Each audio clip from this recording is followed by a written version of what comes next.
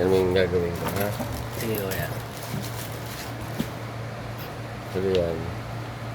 Ito, diluted lang itong ginamit natin. Para lang lumambot siya, mga yan. Baso mo lang muna ng ganyan. Gentle lang muna siya. Oo. Palalambutin mo lang muna. Yung dumi na yan. Kasi hindi mo makukuha yan ng isang pasadahan. Ilang taon na tenga yung dumi.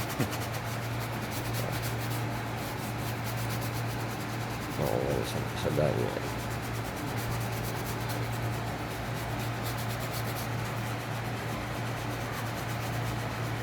Habang ginaganyan-ganyan mo lang yan, lumalambot yung dumi.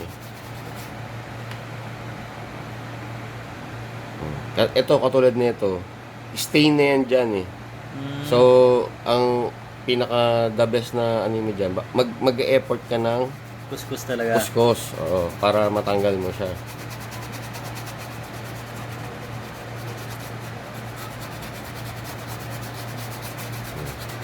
Ngayon, lalagyan mo ng pressure na.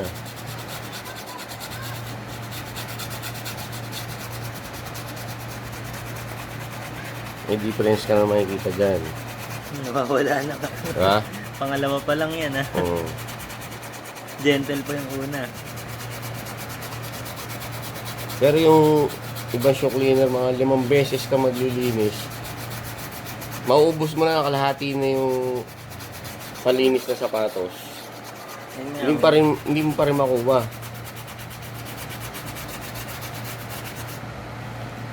Okay? Diba?